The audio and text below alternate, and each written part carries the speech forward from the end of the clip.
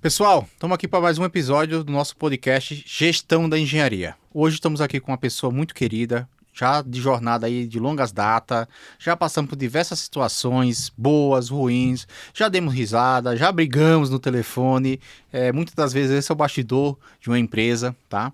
Então eu estou com uma pessoa muito querida, que é o Léo, da 4.0 Representações. Léo, obrigado por aceitar o convite. Obrigado. Prazer ter você aqui. E me conta aí, o que é o porquê da Léo 4.0 Representações? Por que esse 4.0, Léo? O que é isso?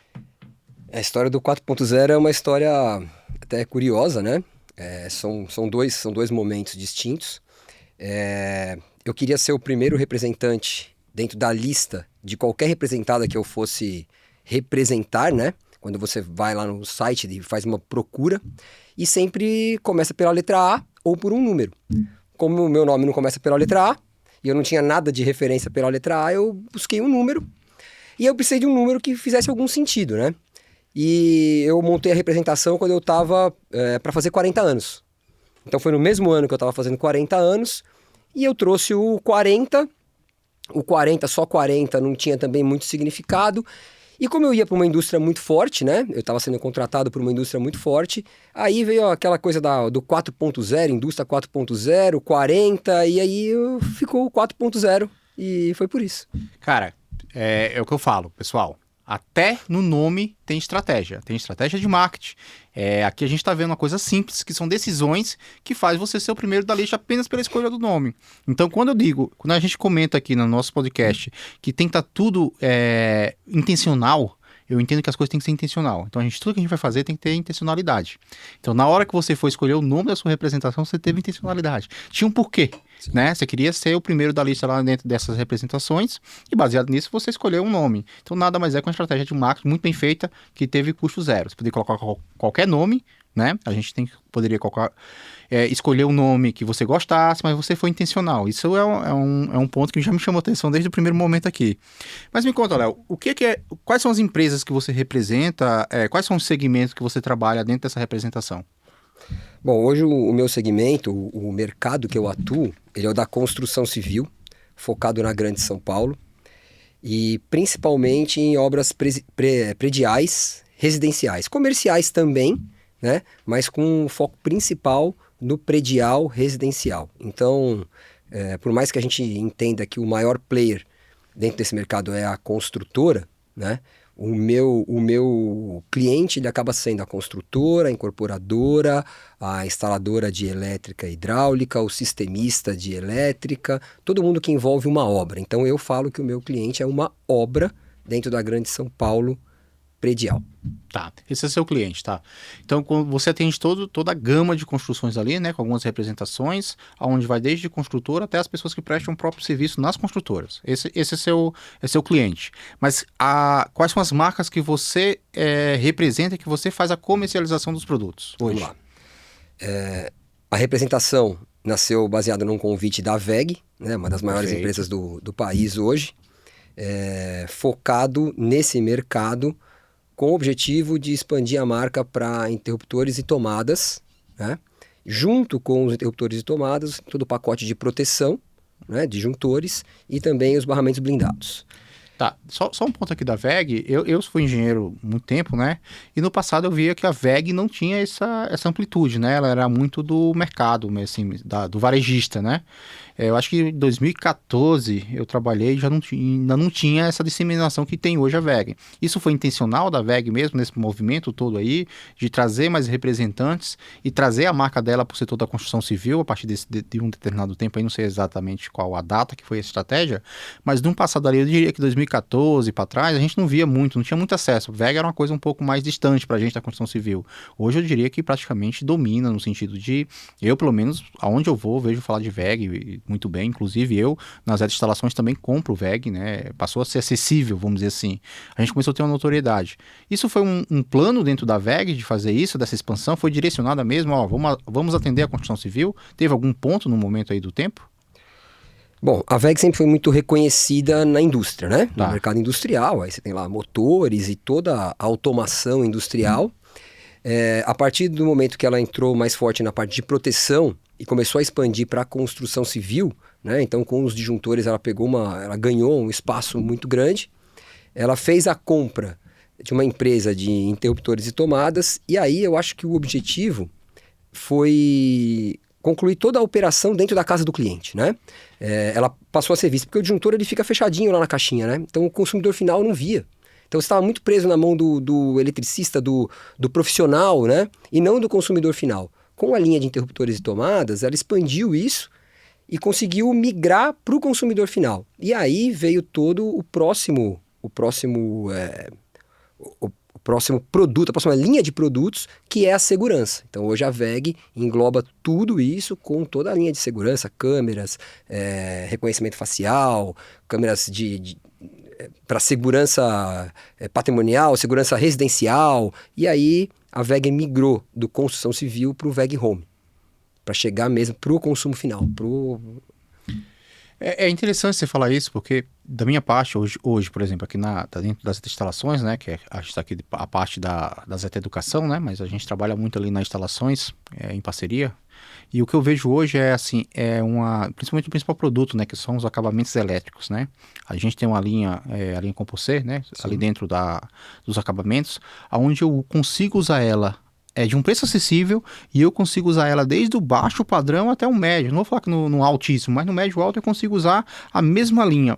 E isso traz uma vantagem para mim como instalador, que é o seguinte: aonde eu utilizo esse material, às vezes no baixo, no médio e no médio alto, eu não preciso ficar trocando. Então eu tenho um estoque de peça. Como eu consigo ter essa fluidez de utilizar essa mesma peça, desde uma obra de Minha Casa Minha Vida até mais uma obra de um médio alto, a gente consegue ter uma fluidez muito boa de uma sobra para um eventual pedido, uma troca na obra, de uma obra para outra.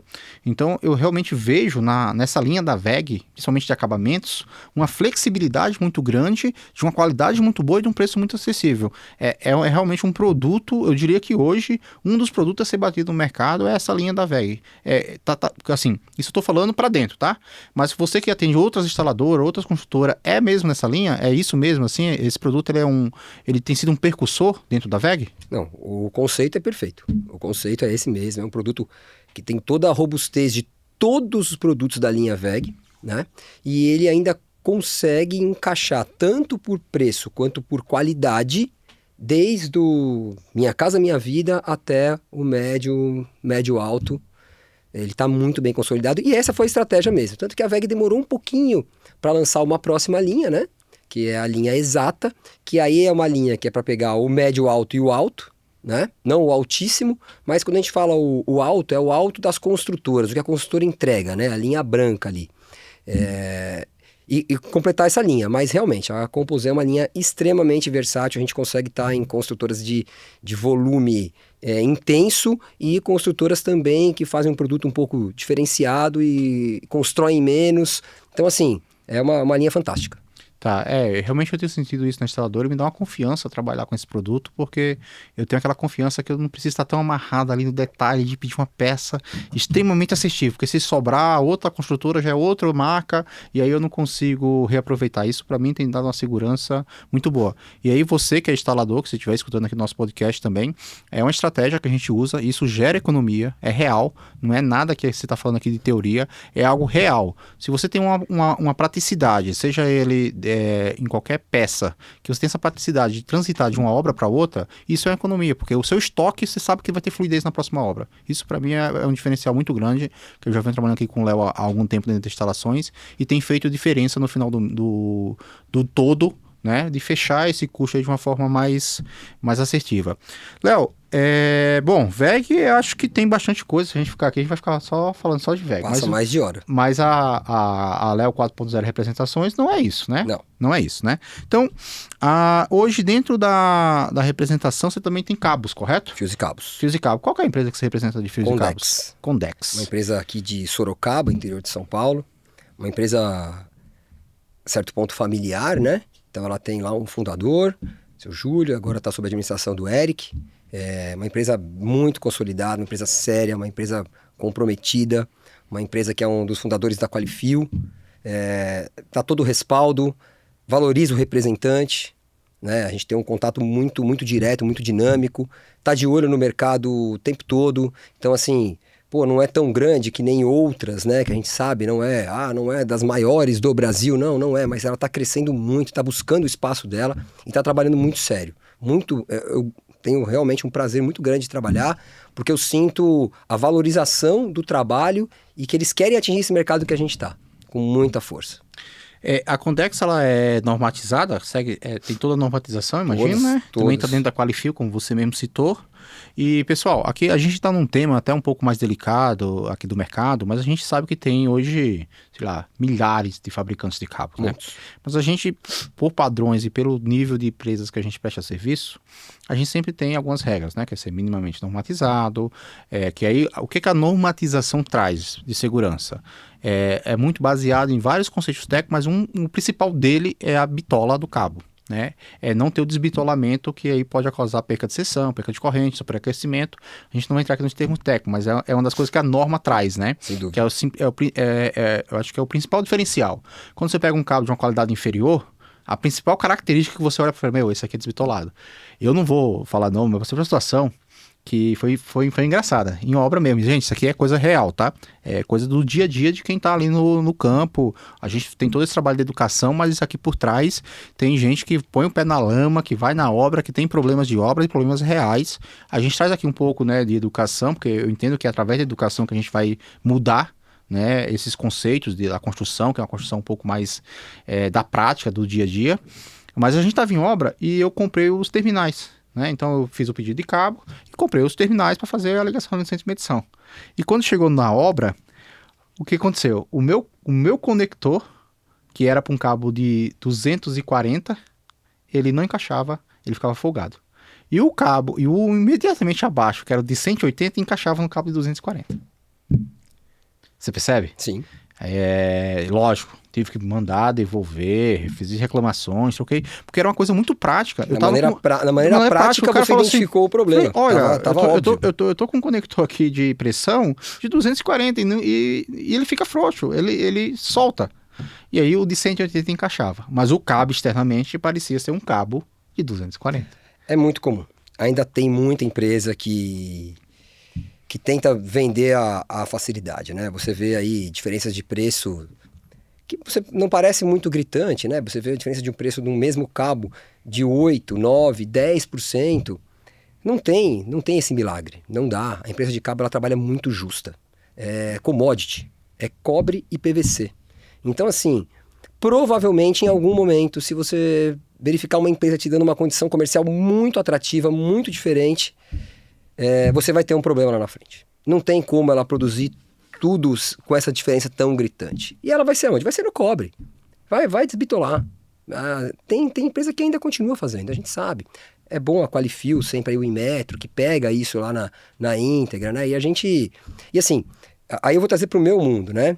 Eu tenho na minha representação aqui hoje uma marca como a WEG, né? Eu não posso jamais colocar uma marca que não seja condizente. Então, confiabilidade para mim hoje é 100%, eu tenho que ter. Eu não posso oferecer uma marca que eu não confie, que eu não veja a produção e que eu sei que ela entrega esse tipo de situação. Você entende? Por isso, a Condex. Até porque você está fechando aqui uma cadeia, né? Você está trabalhando ali com os disjuntores da WEG, depois você vai ter o cabo, então praticamente você está dentro ali de quase como todo o sistema, né? Eu ligo uma coisa com a outra, eu ligo o disjuntor com o interruptor com o meu cabo dentro de uma obra. Então, se você e a gente hoje em dia tem que se preocupar com aquilo que a gente representa, né? Porque assim, se der problema eu vou ligar pro Léo. Sem dúvida. Né? Eu não vou ligar na Condex, quem me vendeu foi o Léo, seu representante. Então, ter essa questão na representação, dessa confiança das marcas que você está trazendo dentro da sua cesta ali de representações, é algo que realmente tem que ter um briefing muito grande, porque você passa a ser literalmente o representante, é quem vai responder ali também pelo primeiro contato, né? Até hoje, quando a gente conversou ali algum problema que a gente teve de entrega, eu não vou ligar na WEG e entrar no saco no 0800. Eu vou ligar para você e aí... Essa é a minha função. Essa é a sua função. E dentro dessa sua função, quais que são os diferenciais que você entende que é um diferencial? Agora, vamos esquecer um pouco as marcas, tá? Depois a gente volta aqui nas marcas, eu acho que ainda tem mais duas aqui, a gente comenta. Sim. Mas vamos trazer um pouco para o seu trabalho, né? Porque o seu trabalho é fazer essa representação. Então, quais são os seus diferenciais que você busca para que o cliente... Porque assim, representantes tem vários no mercado. Tem muito. A gente tem muito. Mas aquele que você confia, e aquilo que a gente tem conversado muito na educação e na mentoria Delta 5, que o Léo também, além de um fornecedor, está dentro da mentoria, tá? A gente tem conversado muito sobre a parceria, né? Sobre o relacionamento. Porque a gente, representante tem vários, né? A gente fala muito disso. Então agora, são poucos que eu tenho um relacionamento. Né? São poucos que aquelas pessoas que você sabe falar assim, olha, eu tô com tal problema, eu vou ligar para essa pessoa que eu tenho certeza que ela resolve. Né? Então são situações onde a gente realmente tem essa confiança e essa relação. Hoje, qual que é o principal diferencial que você entende que precisa ser feito, né, por um representante, aqui também de forma aberta, tentando trazer conhecimento que você faz, e eu sei que você faz isso muito bem, que seria um diferencial de um representante para uma instaladora, para uma construtora? Quais são os pontos principais da sua representação? Olha, um dos, talvez o principal, você trouxe aqui e citou ele várias vezes, né, que é a confiança. Mas a confiança, ela não é só do meu cliente comigo, ela é do meu cliente comigo e com a minha representada. E a minha representada tem que confiar também no que eu trago do meu cliente e do mercado para ela acreditar no projeto ou naquele negócio ou no que quer que seja naquele momento ali que a gente está vivendo. Então, a relação de intermediação de negócio, né, ela tem que ser muito bem pensada assim. Porque eu tenho duas pontas. Eu tenho a representada e eu tenho o cliente. Né? Se eu não conseguir levar o que tem de melhor de cada um para ambos e fazer isso acontecer, com o quê? Com agilidade, com equipe, né? Linha de frente, né? Atendimento é prioritário, full time, sempre. Então, assim, são alguns requisitos que, se você até explicar em palavras, nem sempre é simples, né? Mas eu acho que esse dia a dia, com agilidade, confiança, são os principais para a gente poder ter um pouquinho de sucesso e evoluir o trabalho. Perfeito. É algo que eu tenho na minha vivência, né? Agora falando aqui do outro lado da mesa, né? De instalador. E eu, às vezes, recebo alguns representantes que não estão no meu ecossistema, até para entender como é que está o mercado, entender como é que ele está. E teve um representante que me marcou. Depois de forma positiva, no início de forma negativa, né? Mas me marcou. Ele chegou no meu escritório, jogou sobre a mesa um monte de produto e começou a falar. Mas falou, acho que desse dia eu estava com tempo. Acho que eu estava com tempo. Ele falou durante 1 hora. 1 hora. Espalhou um monte de produto na minha mesa assim, ó. Eu falei, tá. Terminou ali, foi educado e tal. Tá, mas olha, de tudo que você falou, eu tenho esse produto e esse produto que me interessa. O que eu vejo, e você fez isso muito bem, né, no início da nossa relação ali comercial, e ele não entendeu a minha necessidade. Ele tinha 1 hora do meu tempo, né, ali para fazer a venda dele, a apresentação do produto dele, e ele focou tanto no produto dele que ele esqueceu de perguntar o que é que eu precisava. Isso é... Cara, direcionamento, né? Entender o cliente. Eu acho que o grande pulo de quem é representante, né? A gente trabalha muito com esse público de ter a conexão com as fábricas através do representante, e aí você que é representante vai nos ouvindo, procure entender seu cliente. Entenda realmente a dor que você resolve para ele. Procure entender qual que são as necessidades dele, quais que são os clientes dele, qual que é o know-how, se é médio, se é alto, se é X, se é Y, porque você vai chegar com muito mais conexão. A gente tem um dia a dia, de todo mundo aqui, seja dono de instaladora, construtora, que ele não tem tempo a perder. Então ele vai te abrir uma janela de 30 minutos. Nesses 30 minutos, ou você vai gerar uma conexão e uma relação com ele, através de uma coisa muito prática, que é resolver o problema dele, ou você simplesmente vai falar. E nesse dia, esse representante simplesmente falou.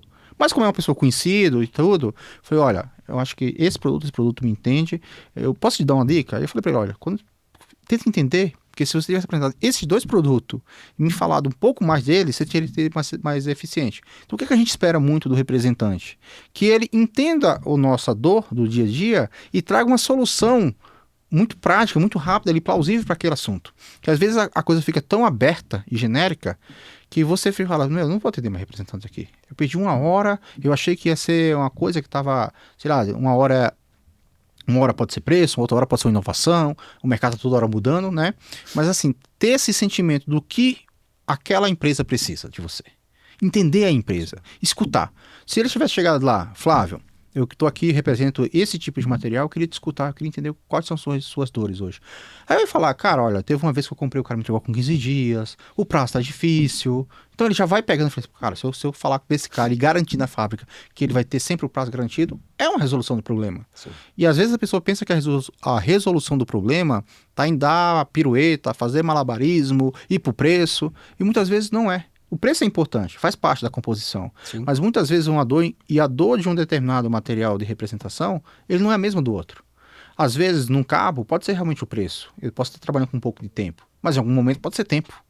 Eu estou com uma demanda, né? Então, acho que entender esse cliente final é um caminho, Léo. Não, é o único caminho. Você tem que dar muito espaço para o cliente te falar o momento dele, o que ele está necessitando. Não adianta. É o que você falou, em meia hora. Eu tenho hoje 4 representadas principais, a gente vai falar das outras 2 aí. Só que em cada uma delas, a gama de produtos é enorme. E todos os clientes que eu atendo, eu poderia oferecer todos os produtos de todas as representadas. Só que eu não consigo. Não tem como. Não tem como você fazer tudo isso de uma vez só. Então, já há alguns anos eu tomei uma decisão. Eu hoje não trabalho mais com o catálogo, por exemplo, das representadas. Eu criei o meu catálogo com tudo do básico de cada uma delas, aonde o meu cliente, seja a Zeta Instalações, que é uma instaladora focada em elétrica e hidráulica, entenda o que eu posso oferecer para ela. E caso ela vá em uma construtora, porque a Zeta vai lá pegar outras obras, vai divulgar o trabalho dela, e ela fala quais são as marcas que estão junto com ela. Quando ela vai lá e divulga o meu trabalho para a construtora consegue ver os outros itens que eu tenho, que não fazem parte do mundo da instaladora, mas fazem parte daquela obra. Então, às vezes, eu não preciso falar de tudo, mas eu consigo deixar as marcas e o que eu trabalho dentro de um catálogo simples meu, seja ele digital ou seja ele físico, né? Isso para mim foi muito importante. Direciona meu trabalho e direciona o trabalho do meu cliente, porque ele começa a olhar aquilo e ele mesmo puxa para o que ele está interessado. Isso aconteceu com a gente, né? Eu sempre trabalhei com você com a parte de disjuntores e acabamentos, né? A gente sempre trabalhou ali muito nas cotações. E ele disse, eu faço com Dex também. Eu falei, tá bom, vem aqui, vamos negociar. E eu acho que a gente fechou um pacote aí dos últimos anos aí bem atrativo. Bem atrativo em termos de valores, né? E tem uns próximos aí para vir também. Mas é isso, porque quando você falou, eu já tinha essa conexão com você. Sim. Então, você vai começando ali com um produto que é a sua ponta de lança, que a gente chama, né? Dentro de um mercado. É o seu produto ponta de lança. E ali você vai inserindo os outros. E esse trabalho, né, de conexão, de estar ali junto ao instalador, à construtora, vai te abrindo portas de amanhã, por exemplo. A gente hoje também já está lançando nosso primeiro empreendimento. Exatamente. Provavelmente, daqui a sei lá, um ano, 8 meses, a gente vai estar negociando caixilho. Exato. Né? E aí a gente vai estar falando de outra representante sua que eu já queria entrar aqui no assunto, que vou deixar você falar, né? ESAF. Que é a ESAF, que é caixilho. Caixilharia, então, a empresa uma das maiores, se não a maior empresa de caixilhos hoje para engenharia do Brasil, né? Uma empresa que ela fabrica o próprio tarugo de alumínio para depois fabricar o perfil de alumínio, para depois fabricar o caixilho, né? E assim, se a gente for parar para pensar, ela não tem nada a ver com o mundo da instalação elétrica ou hidráulica. Mas a gente conseguiu conversar ali, e não só com a Zeta, mas com outras instaladoras do mercado também, conseguiram entender o meu trabalho e a importância de eu estar na obra desde o começo, que é um material que é comprado muito antes. E conseguiu me indicar para várias construtoras. Então, esse ecossistema todo, essa sinergia toda das coisas, ela vai acontecendo independente de onde você estiver. E, como você mesmo falou, eu deixei você falar aquele dia, então você entendeu o que eu estava fazendo e foi automático você me levar para o próximo ponto. Se eu viesse aqui e só descarregasse tudo que eu faço, eu faço tudo isso e a gente corre com aquilo porque o representante ele quer correr. O representante ele quer ir ali, ver o que você tem para comprar hoje, tirar um pedido e ir para o próximo.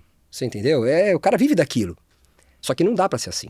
Senão você vai ser só mais um, vai ser mais do mesmo, entendeu? E a premissa da 4.0 é isso, é não ser mais do mesmo.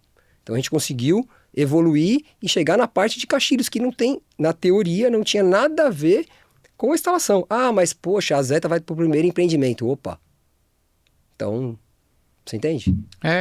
De novo, né? São bases, são relacionamentos. Eu tô batendo muito nessa tecla nos últimos meses e eu tenho vivido isso, que relacionamento, e quando o relacionamento é genuíno, e aqui fica a dica, né? Quando o relacionamento é realmente genuíno, eu tenho a liberdade hoje de pegar o telefone qualquer hora do dia ou ali da boca da noite e ligar pro Léo e falar: Léo, poxa, eu tô com tal dificuldade. Ô, Léo, tal empresa, eu tô pensando aqui numa expansão da Zeta, tal empresa você tem acesso. E se torna uma coisa fluida, né? A gente começa a ter essa parceria que extrapola o comercial. A gente extrapola as relações propriamente, aquela coisa de tá aqui, você me tirou o pedido, próxima. Vamos lá pro próximo QC. Não, a gente começa a ter um relacionamento realmente que faz sentido Sim. manter e nutrir, e a mesma forma você tem meu telefone quando você fala de alguma coisa que você precisa. Então, assim, essa conexão entre o representante e aquela pessoa que está sendo ali, muitas vezes na construtora, o comprador, o diretor de suprimentos, ter essa conexão, para mim, eu acho que é o ponto-chave para que se trabalhe bem essa negociação e possa entrar em outros produtos, né? Mas aqui ainda dentro da Exaf, Léo, o que tem de novidade, assim, realmente no mercado de caixilho, né? Lá em 2014 eu trabalhei muito com caixilho, tem outras empresas no mercado. Na época a gente trabalhava muito com aço carbono, né? Caixilho com aço carbono, não era o alumínio. Depois o aço carbono acho que perdeu o mercado, veio o alumínio. Agora você está falando de PVC. Qual que é os benefícios do PVC? Está mais em conta? É mais caro um pouco, mas traz mais benefício? Me conta um pouco como é que está esse setor de caixilho. Faz um tempo que eu não trabalho por aqui. Então vamos lá. A Exaf, ela se preocupa muito com a padronização, né? Ela acredita que a padronização dos vãos e do caixilho vai fazer com que a construtora tenha uma produtividade maior, um volume maior. Com isso, é óbvio, o custo é menor, né? A Exaf hoje se preocupa bastante com um caixilho instalado num recuado de vão, né? Um caixilho parafusado, também visando o quê? Reduzir custo. Esse é um caixilho... Agora você me lembrou alguns problemas, tá? Agora você me lembrou, me veio aqui o engenheiro. Vocês fornecem o gabarito pro requadro? Sim, exatamente. Eu lembro que o gabarito com requadro. Gabarito. Aí agora eu vou te apertar, meu amigo. Ixi, vem. Eu vou te apertar. Tem a inclinação da pingadeira, a diferença de um dente pro outro? Inclinação da pingadeira. Tem o risco da pingadeira embaixo para fazer a pinga? Tudo. Tudo. Inclusive pingadeira em chapa. Tem várias construtoras que já usam pingadeira em chapa, então a pingadeira já vem pronta com o gabarito. Ela é colocada, a pingadeira em chapa. Então, assim, toda essa preocupação... A Exaf é um negócio fantástico, né? Porque a gente vai para lá, conhece a indústria, conhece o fundador e vê a preocupação deles com cada detalhe desse processo. Então, assim, putz, tem alguns clientes que reclamam assim, até, poxa, mas mudou o nome da linha, a linha teve uma diferença, porque eles mudam todo dia um perfil, alguma coisa, para justamente ficar melhor, para facilitar a instalação, para melhorar a acústica, para melhorar a vedação. É um laboratório de melhorias diário, tem laboratório próprio, né? Então faz todos os testes dentro da própria empresa, normatizado. Assim, é uma empresa que eu vou falar assim, eu tô gostando muito de representar, muito mesmo, tá?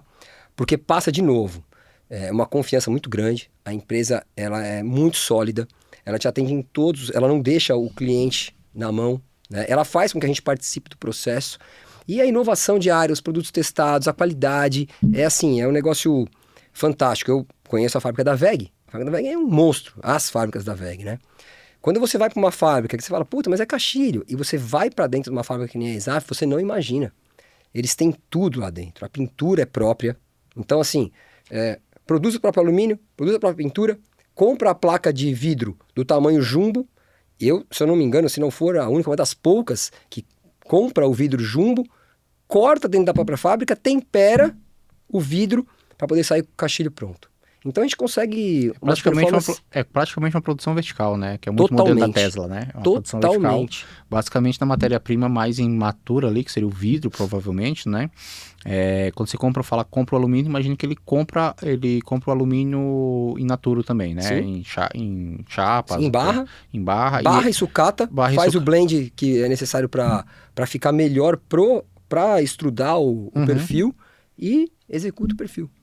É uma baita na estrutura, né? É uma baita na estrutura. Não tem um cliente que não visite a fábrica, o que é muito importante. Onde fica a fábrica da Exaf? Fica em Uruçanga, uma cidade pequenininha, mas é perto de Criciúma, Santa Catarina. Criciúma, Santa Catarina, né? Basicamente, hoje as grandes fábricas da construção civil estão na região sul, né? Sim. São na região sul. Sim. Ali, você pega... Muito forte. Muito forte nessa área da indústria mesmo, né? Da construção civil. Léo, e tem ainda uma outra, né? A gente está com 4 grandes marcas aqui, muito bem conhecidas do nosso público, né? Que é a construção civil. Tem agora a Elizabeth, né? Que Elizabeth. A gente já está com a Elizabeth há 3 anos, né? A gente entrou numa situação, a Elizabeth era uma fábrica comum, normal, igual às outras, uma grande fábrica já, né? No meio do processo, que a gente já era representante há 1 ano, 1 ano e meio, ela foi comprada pelo grupo Mohawk, que é o maior grupo ceramista, acho que, olha, talvez do mundo, hoje já se tornou o maior do Brasil, com a aquisição das 3 marcas que fazem parte do portfólio, né? E, assim, desde a compra para cá, a evolução tem sido uma coisa fantástica. A Elizabeth é uma marca que ela era muito conhecida no varejo aqui de São Paulo, né? Mas não tão divulgada na construção civil, nas construtoras. É uma marca muito forte em contas comerciais, em lojas, em concessionárias, né? Lógico, homologado pela concessionária, por exemplo, Honda, né? Mas não tanto na construção civil. E a gente sofre um pouco com isso, né? Por não ter homologação. Eu, na verdade, sou responsável por uma parte da homologação, mas a Elizabeth agora tem um time de homologação, está vindo mais forte ainda para cima das construtoras e a tendência é realmente um crescimento muito grande no segmento médio-baixo, né? Uhum. Que é o foco do produto hoje.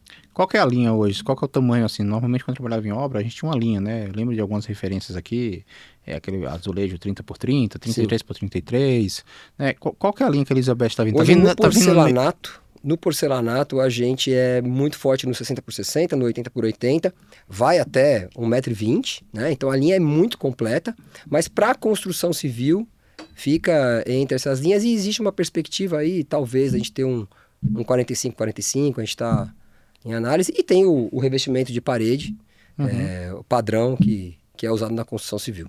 Tá, isso é muito bom.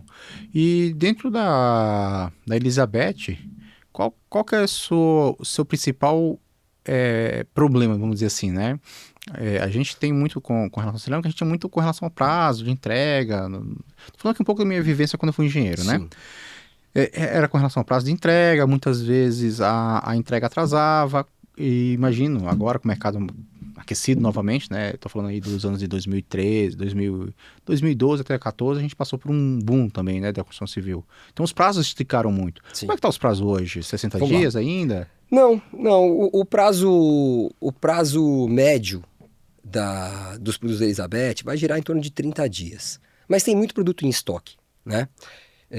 O problema, o nosso maior problema hoje é realizar o estoque versus a necessidade do cliente. Então eu tenho muitos clientes hoje que compram em cima da hora. E aí não necessariamente eu tenho estoque para atender esses clientes. O em cima da hora não é 30 dias, em cima da hora é em 1 semana. Eu consigo entregar em 1 semana? Sim, eu consigo, mas eu tenho que ter pronto. E é porcelanato, é quase sob encomenda, né? Você tem material que você trabalha com frequência de produção? Sim, você tem outros que a frequência de produção é menor, né?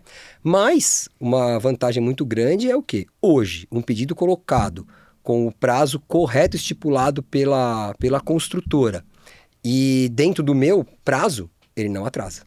Hoje a gente não tem problema de atraso de entrega de material porque passou do prazo acordado com o cliente. Isso eu não tenho mais. Isso é uma cliente que é urgência, né? Você tem aquele cliente que pediu de urgência e muitas vezes você não consegue atender naquele prazo. Ou até tenta e às vezes escorrega uma pecinha ou outra e isso acontece. Mas dentro do prazo do 30, se for normal... Dentro do prazo... Se a gente fechar um pedido hoje, o 30 dias você não atrasa. Se eu estipular para você que aquele produto será produzido em 30 dias, ele não vai atrasar. É lógico, tem produtos que produzem a cada 40 dias, tem produtos que produzem a cada 25 dias. Mas naqueles 25 dias já está comprometido toda aquela produção. Vou dar um número qualquer. 100 mil metros do produto A. Está comprometido. Por quê? Porque todo mundo já colocou pedido há 30 dias atrás. Então eu não consigo atender naquele. Então eu vou atender na próxima produção. Que é o quê? É um gap ali, sei lá, dos 25 de hoje mais 10 ou 15. Mas tudo isso, sistemicamente, está muito assertivo. Então, se eu me comprometo com um prazo hoje, olha, é difícil a gente não cumprir. Léo, você me trouxe aqui a visão do engenheiro de novo. É bom quando eu vou fazer um podcast que eu saio um pouquinho das instalações e posso brincar do que eu também fiz muito durante a minha vida, que foi fazer obra. Vou falar um pouco para o engenheiro, né? Porque às vezes o engenheiro aqui, ele é um engenheiro da nossa audiência, pode ser um engenheiro que nunca passou por isso em obra, e eu também gosto também de trazer conhecimento, né? A gente tem, né, dentro da produção cerâmica, né, os lotes. E sempre foi um grande problema gerenciar a quantidade de lote e fazer a conta certa para que aquele lote dê... você vai trocar o lote durante a obra, isso é fato, né? Então você que é engenheiro aí, que é novo, está pegando a obra pela primeira vez, né? Quando você vai pedir um pedido cerâmico, normalmente você faz um lote. Então você tem que calcular ali mais ou menos para que você pare no pavimento, você não troque o lote no meio do pavimento. E além disso, você tem que fazer uma reserva técnica daquele lote, porque você vai ter manutenção. É insano você falar que vai colocar 10 pavimentos dentro de uma obra, de um mesmo revestimento, e não vai quebrar nenhuma peça. Vai quebrar. Então, normalmente, a gente tira ali 5%, né? Pega ali 5% e faz uma reserva técnica, né? E tem esse planejamento da troca do lote. O lote de vocês, ele é muito... Aí também tem um pouco com o fabricante, se ele é muito grande, se ele é muito pequeno, porque eu já tive que pegar caixa de lote meu em obra e rodar as distribuições aí do varejo, né, de grandes lojas aí, varejistas de piso, para ver se eu achava. Ou achar o lote mais próximo. Como que é definido esse tamanho de lote? Tem algo nesse sentido? Ou você também já orienta a pessoa a falar, olha, esse lote aqui eu estou te vendendo, mas ele acabou, então você tem que calcular ele muito especificamente. Como é que vocês têm isso aí? Então, para você entender como funciona dentro da 4.0, tá? Tá. Eu não sou um especialista em porcelanato nem cerâmica, né? Na verdade, hoje, o Leonardo, eu sou muito mais generalista do que especialista. Então, quando eu fui convidado pela Elizabeth para trabalhar com porcelanato, eu fiz questão de ir no mercado e pegar alguém especialista nisso para trabalhar junto comigo. Então, hoje eu tenho o Vitor, ele não é só um funcionário meu, ele também é meu sócio dentro da representação, e ele atua muito firme nessa parte de porcelanato, né? Então ele tem mais de... Hoje já vai dar mais de 15 anos focado aí só em piso. Em piso, revestimento, porcelanato, cerâmica, né? E ele sempre teve essa preocupação quando ele atendia o varejo. Então hoje, ele se preocupa sim com o lote, ele se preocupa em rastrear para onde foi o resto do lote, tá? E quando o cliente tem uma necessidade, putz, faltou, não calculei tão bem, faltou uma caixa para aquele lugar. Premissa nossa da representação, isso é a importância, né, de ser uma representação de verdade.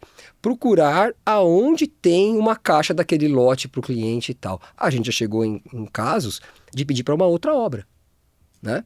Por quê? Porque o cara comprou a mais, de verdade, sobrou, então...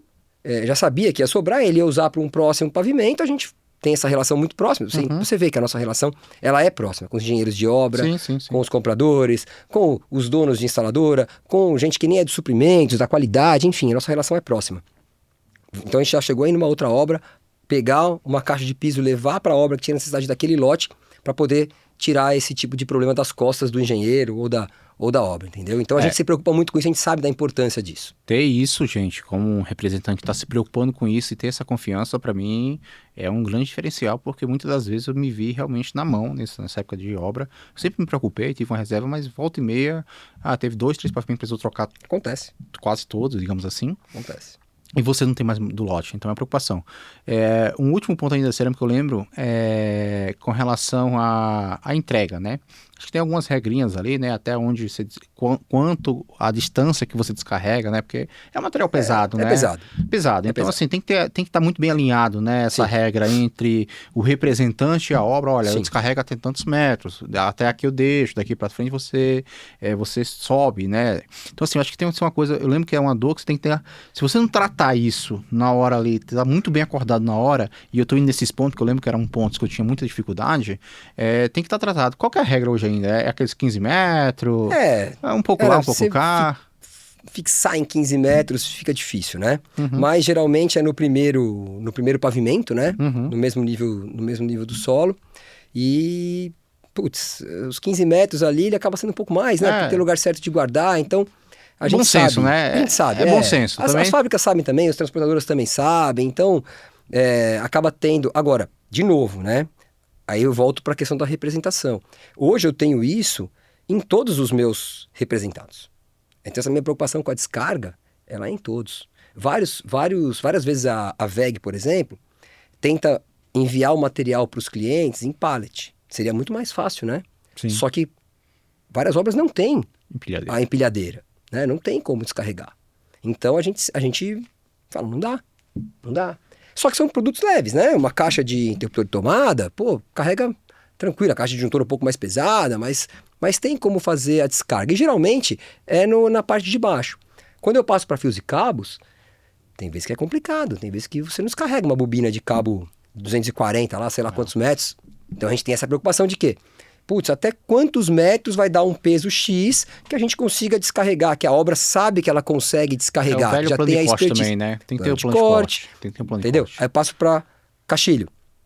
É outro volume, né? Tem caixilho que você não carrega em 2 pessoas. Não, e outra, tem que ter um volume, um espaço muito adequado pro caixilho, né? Com certeza. Tem caixilho que ele é reembalado em obra. Uma proteção a mais na obra. Então a gente já tem que estar preparado, a gente aqui como representante, para coordenar isso lá dentro. Olha, vai chegar no dia tal, eu quero o seu espaço pronto, liberado, onde você vai fazer a montagem dele, onde você vai fazer a reembalagem do produto, né? Para a gente conseguir colocar no lugar certo. Tem obra que não tem jeito, não vai reembalar não, vai direto, vai. Então vamos fazer o seguinte, o contato é tão forte com os engenheiros de obra, vamos descarregar perto do elevador? Olha, eu levo meu pessoal para colocar dentro do elevador, você se preocupa com o andar? Pô, engenheiro, putz, legal, eu pego 2 da minha obra aqui, chega lá em cima eu coloco no andar. Então assim, você já facilitou metade da vida dele. Sim. Levou para o andar, em vez de eu descarregar num lugar para ele ter que pegar de novo, colocar no elevador, não. Onde está o elevador? Pô, tá na saída tal. Então você já, trabalho do representante, né? Você já foi na empresa fazer a especificação, a venda, entender com o engenheiro o time de entrega, acompanhar a entrega, chegar na obra, saber onde vai ser descarregada. Qual que é a rua que o elevador está mais próximo? Ah, então, caminhão, vem para essa rua aqui, vamos tirar do caminhão, colocar direto no elevador e subir para o andar. Então você entende? Aí a gente está falando de piso, é uma preocupação, porque é pesado pra caramba, é difícil, né? O pessoal tem a forma certa de empilhar, tem tudo isso. E assim, pô, você imagina, eu tenho que me preocupar isso vezes 4. Vezes 4 de representadas e vezes número de produto. Você entendeu? O negócio Tem que ter uma gestão muito grande nesse pós-venda, né? Muito. Que eu acho que é onde gera os conflitos. Eu acho que a venda, ela é relacionamento, mas esse pós-venda é uma das partes tão importante quanto a venda. Sim. Porque ele é o que vai te garantir a próxima venda. Sim. A entrega do seu material, a entrega do seu produto vai te garantir a próxima venda. Porque se você faz a venda bem, mas você tem um pós-venda ruim, não tem um acompanhamento, não tem uma gestão sobre esse processo, ele acaba te dificultando, no mínimo, dificultando a próxima venda sua. Sem dúvida. Ô, Léo, bom, então vamos lá. São WEG, Condex, ESAF e Elizabeth, ok? Essa é a base. Essa é a base, tá? Essa é a base.